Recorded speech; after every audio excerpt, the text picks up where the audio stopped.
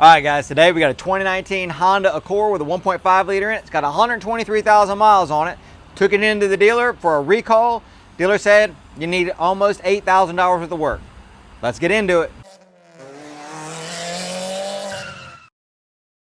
Backstory is, took it in for a recall on the low pressure fuel pump. The impeller would swell up, it said in the recall, cause a pump to seize up, and then the car would shut off. So that was done. While she was there, as they should, they looked the car over. We want that to happen, right? You want the car looked over whenever you take it in for service.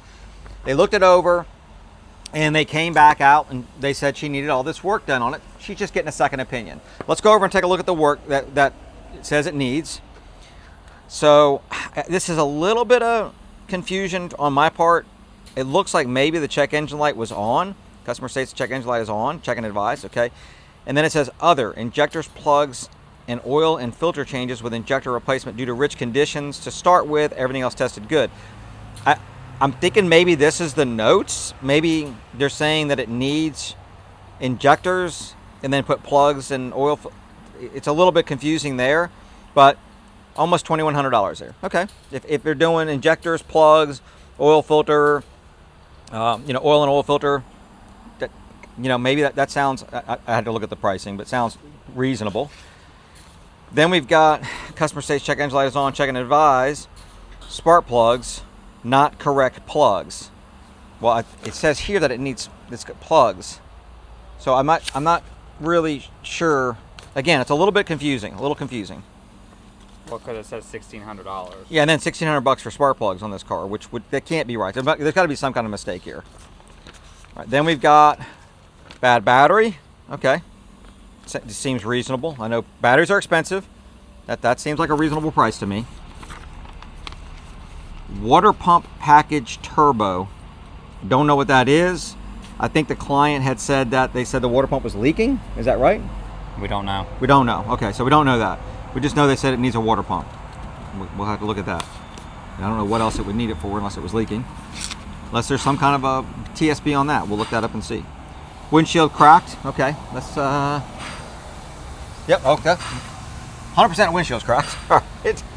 And that's definitely a reasonable price for a windshield on one of these cars. We'll get a price from our guy that does it, because it's got the camera and everything. It's going to need to be calibrated up here.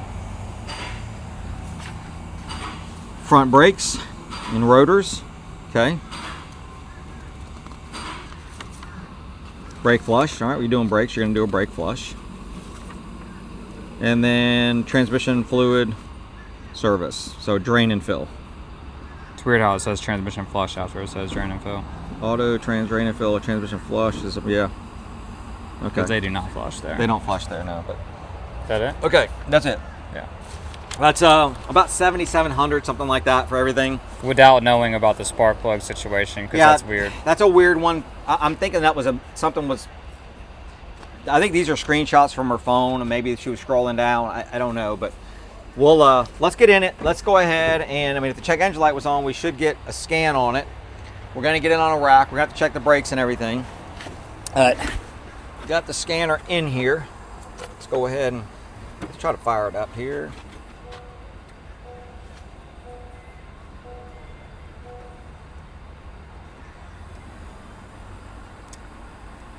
Okay. All right, let's shut that off. All right, battery is 100% needed to be done, unless there's a connection issue or something like that. It won't start. It lights up, but then it starts doing some funky stuff. Let's take a look at what we got here.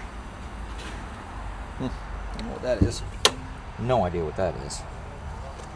Leave a comment down below if you know what that is. I don't know. Let's see here. They're tight.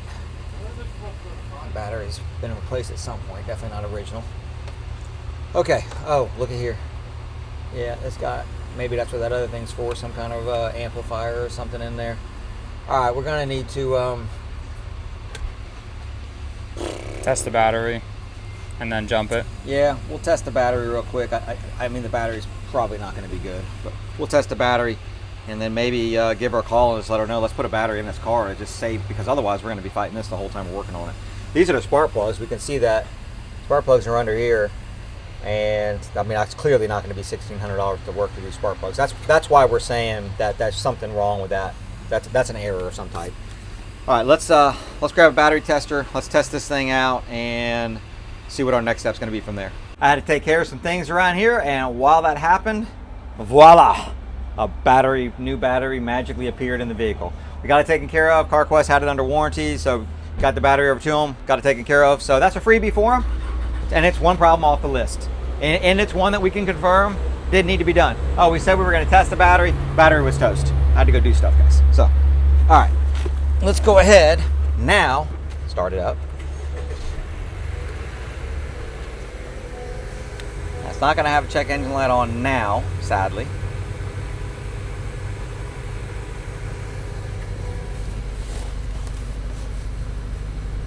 Systems are initializing. Oh, the check engine light is on right this second. I will say this. We've done this before. We've been down this path before when you disconnect a battery on one of these cars. Where's the check engine light? Oh, I'm sorry. It's not the check engine light. I'm sitting there looking at it. It's the tire pressure light. Yeah. Ooh. When you replace a battery on one of these cars, don't go down a rabbit hole. As a matter of fact, before we do anything, I'm going to hook this up, but we're going to go take this thing for a little short drive. These cars, for some reason, those lights will stay on if you disconnect the battery or replace the battery until you take it for a drive. And then they'll all of a sudden, everything will kind of calibrate out and turn off. We're going to take this thing down the road. I did pull some data up real fast. And I mean, OBD, just regular generic OBD here, not into the vehicle specific. Whoops, why is that doing that? Okay, there we go. And well, I need that. We've got short-term fuel trim at 25%, pulling away fuel. Now this thing just, the battery was just replaced, so this thing cleared out its fuel trims when the battery was disconnected, I'm sure. That's why the short term is so high and the long term or so negative, and the long term is sitting at 0 because it hasn't had a chance to affect the long term yet. That, it's long term. That takes longer. We're going to we are definitely making adjustments here. We're going to take this thing down the road. We're going to run the fuel injector test on it, and that's more than likely what the dealership did. But let's take it down the road. We got to get it warmed up anyway, and I want to get all these warning lights off from replacing the battery. So right now you see all those lights are on, and you're going to see those things magically disappear when we drive down the road. Lights are off. They go off very quickly, and well, I mean, literally as soon as I started driving, they went off. We're almost at operating temperature right now. I will tell you that this broken windshield needs to be fixed.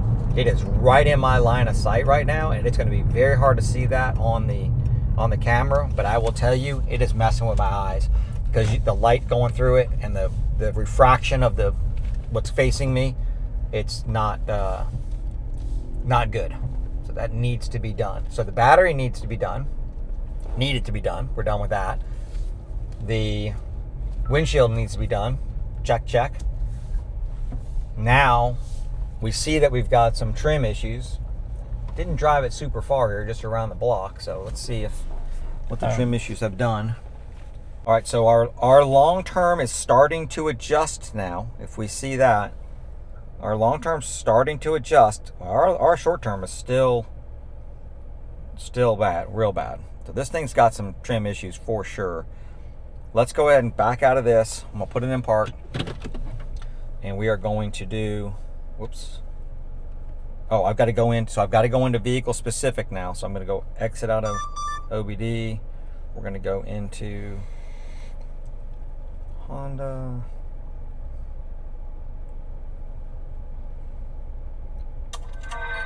And I'm not going to do the full vehicle scan now. I don't need to. I'm just going to go straight into the powertrain control module on a Honda. That's should say PGM FI. There we are right there. Okay. There it is. Cylinder AF test. All right. You guys can see that. I'll leave it on there for just a second for you guys to read that and pause it if you need to. So I can switch off.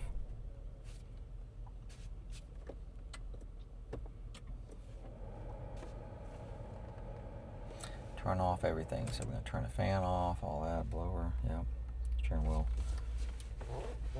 center of the steering wheel. That's not going to matter too much, but it's centered. Okay, start the engine. And let it do its thing. Warming up. Okay, so it's not happy with the operating temperature yet. We'll take it up. Kind of amazing to me how long it takes now for they get up warm pretty quickly, but vehicles don't get, I feel like, don't get as hot as quickly as they used to be. Usually it used to be that they would get up to over 200 fairly quickly. Seems to me like they're taking a little longer now. I don't know why. And from what I've seen on these tests, you have to get it over between 2,500 and 3,500 to get it to where it wants to be. Got it up warm now. We're gonna go ahead and start this thing. While we were revving it up, it started to run rough, and the check engine light was flashing. It's not flashing now. It turned off. I'm wondering if that was because of this. I don't remember ever seeing that happen during this test. We're gonna go in and see if there is a code or anything in there. I don't remember ever noticing that light was flashing while we're trying to let this thing warm up. Now you're taking this thing up to 3,000 RPM and having to hold it there. So, but it shouldn't misfire, obviously, at that. All right, it's doing cylinder 1 now. Oh, I love this test. The fact that they have this test is really, really good. And we have done the before and after on these. So when you put new ones in it and you run this test, simulator mode if required. Okay. If you run this test, it will pass. I'm sorry, with the new ones in it.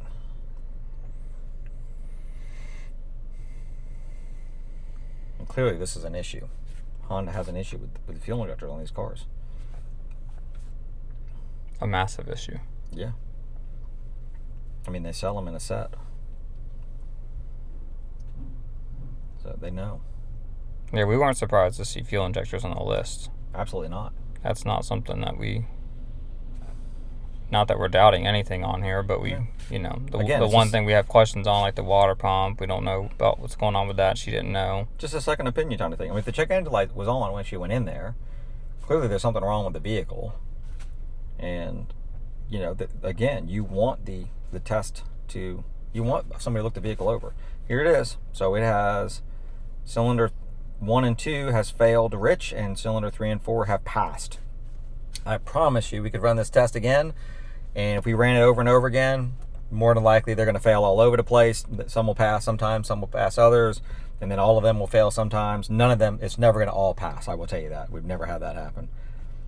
Let's go ahead, and unless they're new injectors. Switch it off. I want to just go back in. Let's see if we had any codes on this thing now. I don't want to do that. Cancel that. Too fast. Misfire on number 2. And number 2 was one of the ones that failed. But number 2 that failed. It's not going to set a code because you ran the test. That's not why it set the code. So misfire on cylinder 2 was definitely happening. We felt it running rough a little bit. It wasn't like a dead skip, but we definitely felt it. Kind of surprised me that the check engine light went back off. It's really kind of weird. Right? So right now it's running rough. It's running really rough right this second. And check engine light is off. We've got a code in there. We've got a misfire code. It says temporary, but it is a literal misfire code. And that check engine light's not on. That's really unusual. We won't discuss why that happens. So another thing off the list, though. Yeah, it's going to need fuel injectors. So we know that. So far, what are we, 3 for 3? 3 for 3. 3 for 3. I want to pull a spark plug out and look at that. And after we get this, we'll look at that first because we need to get that rack opened right there. We need to get this Land Rover out of the way. So let's go ahead. We can do the spark plug right here, and then we can get it over there to check the brakes and the water pump. Said it needed a water pump. So we'll look at We also heard a noise, sound like a tire noise or a wheel hub noise too. It's either a wheel hub or maybe tire, wah. So just going around the block, we heard that. We're going to look at that too when we get it up in the air. Let's get a spark plug out of this thing. Sherwood said we cannot do this outside. The sun was, quote unquote, brutal. He wants you guys to be able to see stuff. All right. Let's go ahead.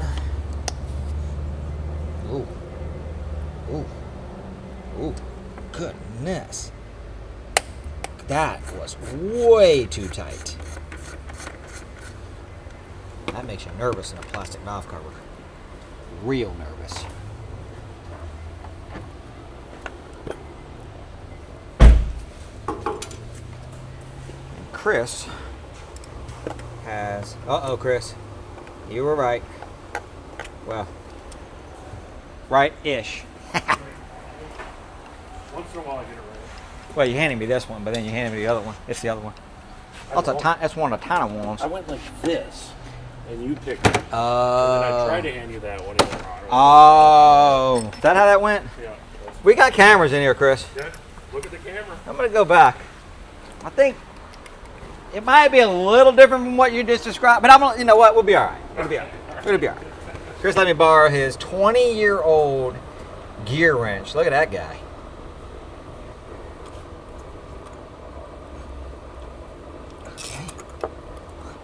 Let's see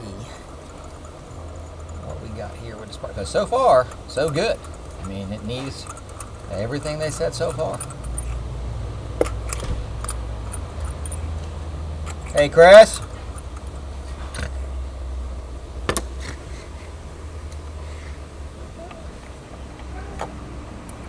We'll deal with that later. Uh-oh. Why does it have the wrong spark? Oh, it's got auto lights in it. That's why they said that. It's got an Autolite spark plug in there. It's been in there a little bit. You can see that. What do we want to say about that?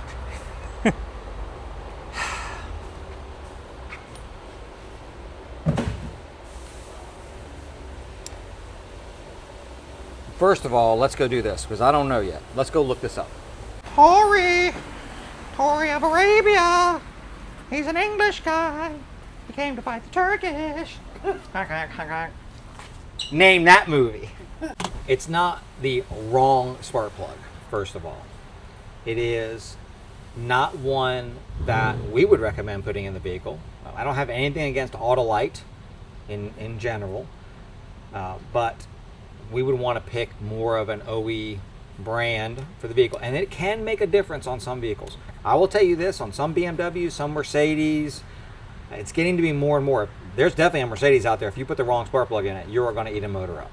And when I say wrong, I mean if you put an aftermarket spark plug in it, you can eat a motor up. I just don't know. I mean, they're pretty inexpensive to put in. They're pretty inexpensive to replace.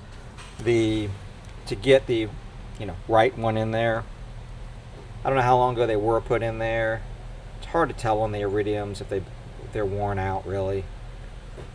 We could do a little gap check on this. The gap looks maybe a little big, but it's hard for me to tell. I can go check that. It wouldn't be a bad idea to replace them at all. But Sherwood's pulling up when they were done on the Carfax. It's a good idea. Must have been done by the client because they're not showing up on there.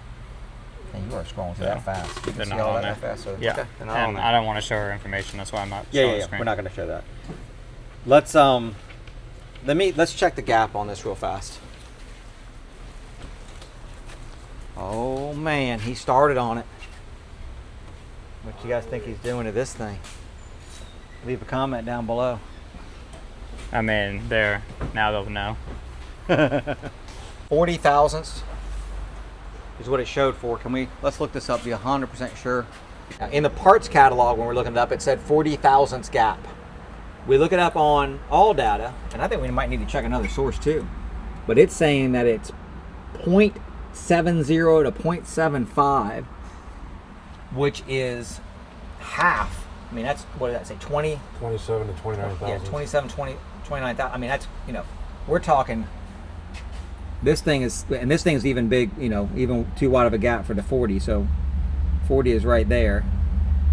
We're at almost 50, but this thing should be gapped about right there. 0.7 is right there. All right. And this thing's like completely, way too big for that. Which is, again, a reason why you need to check your service information, because if you go to the parts store and say, hey, I want some spark plugs for this vehicle, I'm going to put them in myself. Okay, there's no problem with that. Do that. And can you tell me the gap? and then to tell you the gap. And kind of one of the things that gives it away a little bit for me is, if you notice this part of where the ground electrode is right here, see how it kind of goes that way? I mean, that kind of, it shouldn't do that. I mean, that means that thing has been, basically the ground electrode has been pushed that way, lifted up. Now, we could probably set these things. I'm wondering now, honestly, that's a massive gap. I mean, that's now, where this is at, where it's supposed to be, I mean, it's at almost 50. It's supposed to be at, 20, let's just call it 25, 27. It's double the gap. I wonder if we set this gap, what happens with that, with those fuel injectors. I'm just curious, and the misfire especially. This could be part of that issue, because if we don't have something firing correctly in the cylinder, I'm wondering how that would affect the fuel injector test. It's something we haven't run into yet. I want to pull these spark plugs out. It's the correct part number for this vehicle according to Autolite. Again, not a brand that we would put in this car, not saying anything bad about Autolite, but we can set the gap. I mean, all I got to do to set the gap, you got to be very careful with this, is we will just tap it now. So they just don't come pre-gap, basically. Well, most of the time they will come pre-gap. You got to be very careful when you're doing this with a iridium spark plug. But I've already got it down to a little under 0.8. There we are. Now we're at 0.7. Yep. Don't put it in here. For those of you that have been doing this a long time, we used to do this back in the day. We used to put this in there, and then if we wanted to make it bigger, we would just turn it up a little bit. Don't push against that piece right there to do that. Use this end of this, put it in here, and then you can lift up on it. You can change the gap. So, all right. This one's good. We're going to put it back in. And Chris's spark plug socket, the magnet is gone in it. So I'm going to go get a different spark plug socket. Got them all out. Went and got a different spark plug socket. Went and got the new gear wrench ratchet, which has quickly become my favorite. But let's go ahead and take a look at these. I've not gapped them yet or checked them. All right, so this one's not quite where the other one was, but still way over gap. So let's go ahead and get that down where it's supposed to be. And this is number 1, so I've got them in order. This is cylinder number 1. We did cylinder 3 already. All right, that one. That one's good. This is cylinder 2, so this is the one that had the misfire. And yep, it's up at like where the other one was. It's got a little white, a little different look on it for some reason on the tip. And I'm not saying that we were not going to recommend putting spark plugs in this thing at some point, but it wouldn't be something that I'm, yeah, I don't like putting the Autolites in here, but at the end of the day, if they're gapped right, it might be okay on this vehicle.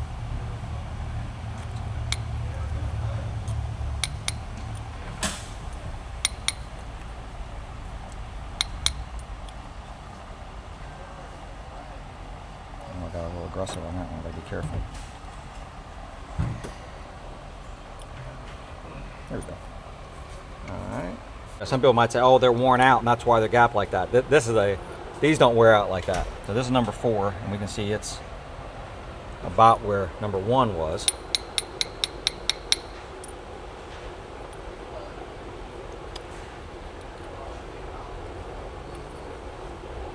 Ooh, good. Got it right on the first try there. Left everything right where they were. So the coils are going back where they were. Try to keep everything in order when I'm doing something like this, just in case we're looking for something to change. In this case, that cylinder 2 misfire deal. I have no clue if it's going to do anything with the air fuel test. All I do know is if it's not firing correctly because of a spark plug gapping issue, then I don't know how accurate that test can be. I need to do some more research on that test, but at this point, we're gonna see what happens after these are good. And they do look like they've been in there a while. You've got that, you can see where the porcelain is discolored from the compression gases on the top of where the boot goes on. All right, we're all right there. We don't want that on while the car's running anyway. Wash my hands. I was sitting here just holding it at a high idle just to get it warmed up. I wanted to look at some data while we were doing it. I wanted to look at, so I've got, this is factory data now. We're not in the OBD side of it because we've got to run this test. So I've got the fuel trims pulled up. We can see that those are still way out of whack. So this is still sitting at 25%. This is now sitting at 6%. But look at here. Look at our misfires. So misfires on cylinder 2, pretty bad. We also had some on cylinder 4. See, that's when I'm walking its way off the screen now. But I will tell you from the feel of the misfire, this does not feel like a fuel misfire. And I know it's going to be impossible for me to explain that on camera. I kind of relate ignition misfires, and this does not hold true across the board all the time, every time, but in my experience, how I always explain ignition misfires as compared to fuel misfires, usually a fuel misfire will be roughness, a little bit of roughness, but it'll have a rounded edge on it, and that's going to sound very weird. Ignition misfires generally have what I feel like is a sharp edge. So it's either boom, it's just on off, right? And this feels like an ignition misfire. It feels very sharp edged to me. So I still think we've got fuel injector issues because we clearly have got fuel trims that are going on. We're going to run this test, but we wanted to come back and show you that data real fast, that this thing is misfiring still and it feels ignition-y. So let's go ahead and run the fuel system test. We're going to come back and give you those results. Ran the test again, and now we have just a fail on cylinder 2, but we've run into this before, where you'll run this test and they'll just be all over the place. Sometimes they'll all fail, sometimes that, again, like I already said, you just never know what they're going to do. Now in this case, that cylinder 2 seems to be the common one. Here's what we're going to do. The spark plugs on it, I'm going to say that was probably could have been communicated better instead of saying wrong spark plugs. I think these spark plugs just need to be replaced. Number one, they're gapped way incorrectly. Number two, it looks like they've been in there for a little bit. It's not going to hurt to replace them. Number three, they're definitely not the brand that we would recommend. So you could come and say something like that instead of saying they're wrong. You could say, because if you say something's wrong like that, well, who put the last set in? Now, obviously they gapped incorrectly. But, maybe it was the client that put them in there and now they feel like they did something wrong. They didn't do anything wrong other than the gapping. And really the gapping was done based on that they went to the parts store, if the client put them in. And maybe it was their friend or something to put it in. And, instead of saying, hey, there's just different ways of saying things without throwing the other people under the bus a little bit. In this case, we could have just said, it's got a spark plug in there. We wouldn't recommend that brand for this one. It's gapped incorrectly. We can see how the gap was done. But let's get a set of spark plugs and it's not going to hurt anything. We're going to talk to her. Let's get a set of spark plugs in this. We've got some coming already, but we've got to get authorization from her because I want to do it and run this test again. Again, we've seen these injectors are incredibly common. I just don't want to put them in there unless we have to put them in there. And more than likely, yes, they're going to need to be done. I mean, it's overwhelming odds that they're going to need to be done. But let's be sure of that. And the spark plugs are not going to be a waste at this point because I feel it's got a little ignition misfire anyway. The 1600 doesn't make sense. 1600, I think that was a misquote. It had to have been. Something was wrong. You saw how hard it was to put spark plugs in this thing. That was a misquote. I guarantee you something is misconstrued there. But I don't see anybody charging $1,600 to put spark plugs in this car. No. Let's check the brakes while we're waiting on the spark plug thing. And also I want to get it up off the rack and spin the wheels and see if we don't hear a bearing or something like that. And I think and the water pump deal. We need to look at the water pump. Let's do that. We found the noise. This tire is really chopped, really bad. And if we look at here, look at that. If I spin it, you might be able to see it.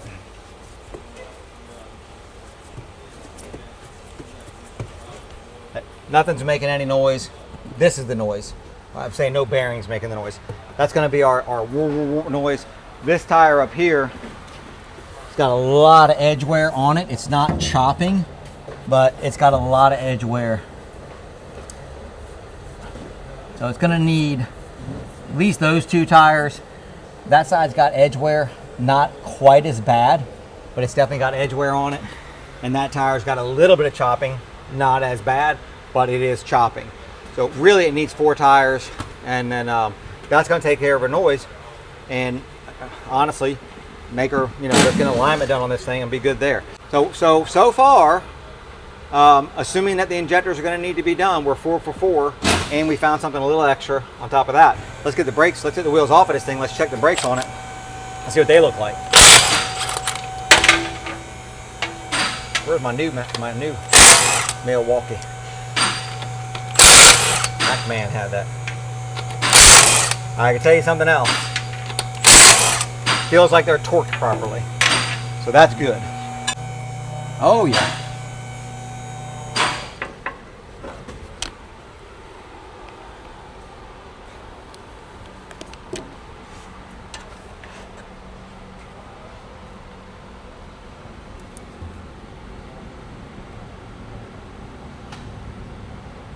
I mean, I've got to be, he's literally got the camera in there. I'm like, well, I'd like to be able to see him. I just wanted to see how long before you just want to see how long I was going to do that for? Okay. Yeah, this thing needs brakes. Needs brakes, for sure. They are real skinny there. He's got some life left on. Let me look at the inside pad. Yeah, these look good. That looks good. Definitely front brakes, rear brakes look good. One thing that we're going to add to the estimate that wasn't quoted is going to be shocks and struts. It's got 125,000 miles on it. It needs shocks and struts. So that's something that we're going to add to the estimate that we do when we've got a vehicle that's over 100. I'm going to get and then we're going to obviously have tires on it and an alignment. Let's get the wheels back on it now. Then we're going to get up in the air higher where we can look at the water pump area to see if we see something leaking there. But so far, they've been double thumbs up. They've gotten everything right so far. Also, the reason the shocks and struts can cause the edge wear on these tires, the chopping and all that stuff as well. The edge wear probably going to be an alignment issue. The chopping 100% can be shocks and struts cause chopping. It could also be lack of rotation. But if we don't have if we don't have shocks and struts that are good, we can definitely get chopping tires for sure. Plus, it's just all about we've already got a video on that. We're working on a part 2. That's an in-depth video on. We're videoing the underside of the vehicle and everything, but shocks and struts need to be done. We recommend about 100,000 miles. Wheels are backed on, torqued, everything's good there. Got the bore scope in here. I am under the water pump pulley. Couldn't see it from the bottom. Under the water pump, well, because of the rack we've got on the alignment rack, we could probably pull shielding and stuff off. It's way easier to do it like this. I'm down and I'm just looking straight up. This is the weep hole. So what this is on every water pump I know of, there's a weep hole. And the weep hole will start leaking coolant out to let you know that the seal inside the water pump is no good. We can see that this is completely dry. There's no coolant whatsoever. What will happen here, Toyota's notorious for this, is it will come out. It won't be like pure liquid. It'll come out and it'll get real crusty right here and like a pink crustiness. On Hondas, what will happen is they'll get like a blue crusty, because it's usually blue coolant. Whatever color the coolant is usually the color that it'll turn. In this case, I don't see any problem with the water pump. Now, no noises either. There's no noises on it. The pulley is nice and tight. I don't see anything wrong with it.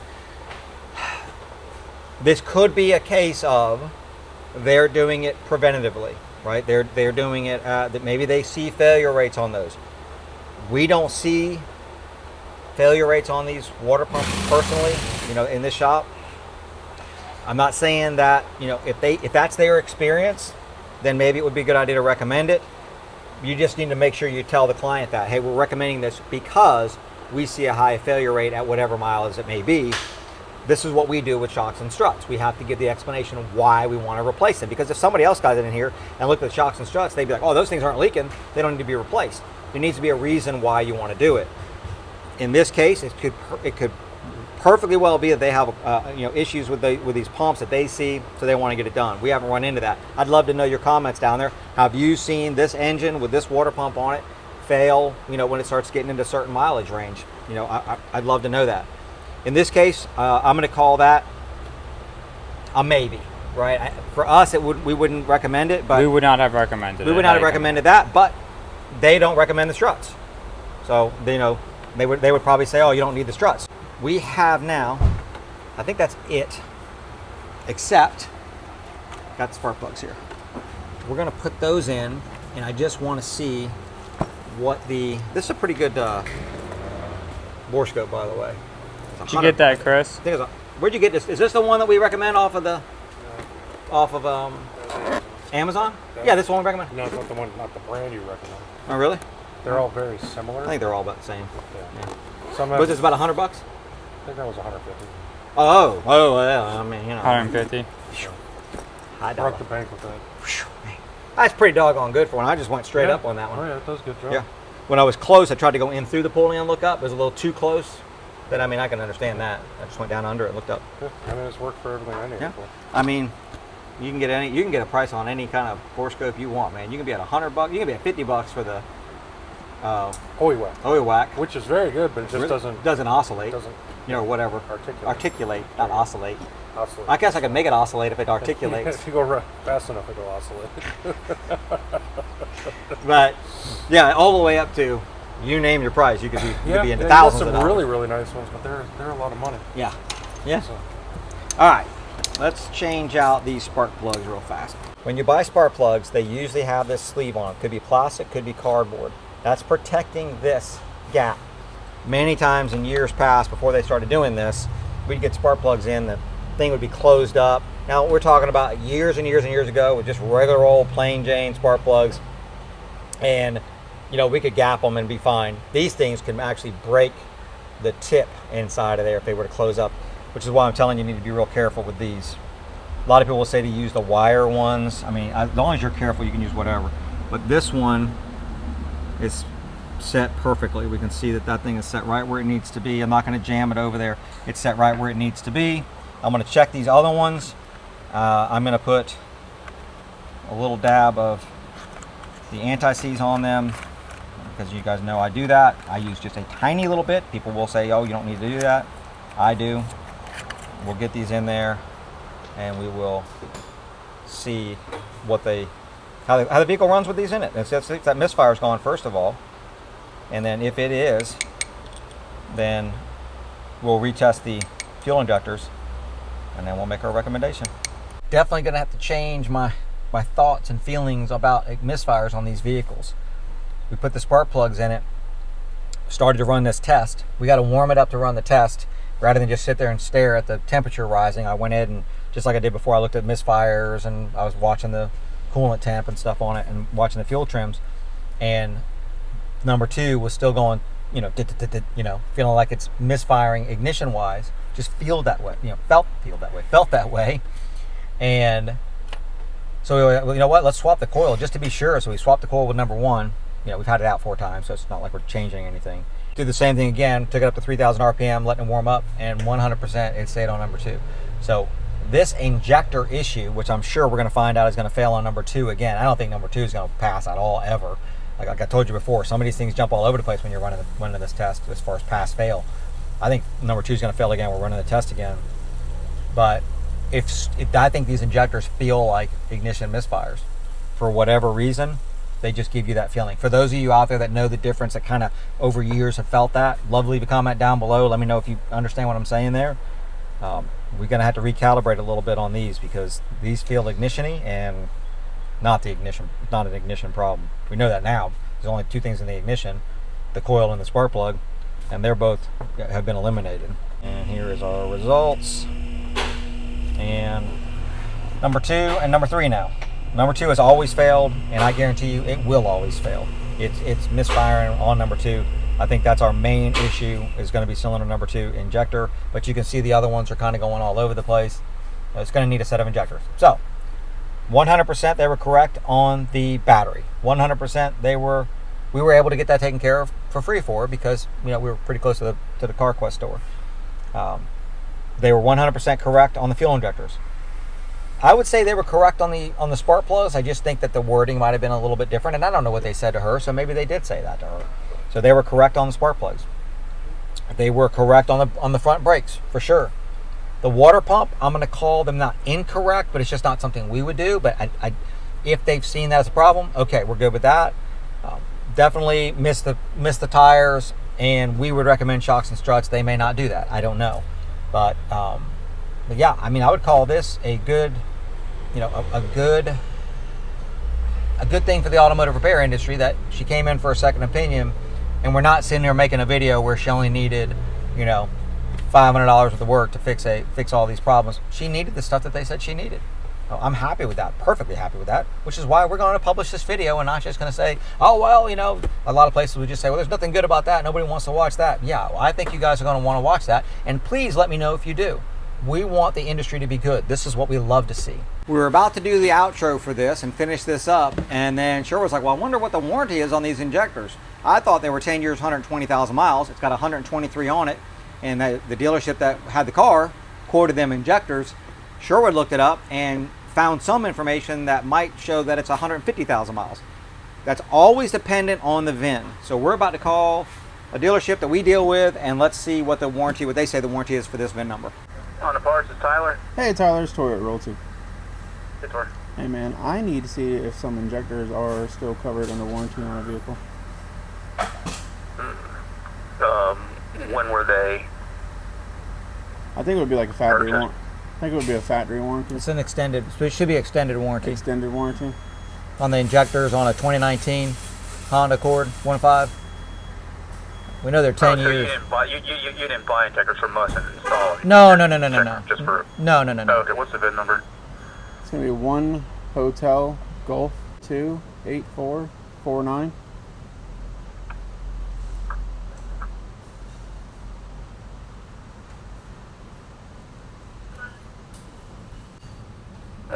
The only open warranty extension campaign I see is for a condenser. I don't see anything on injectors up for this VIN.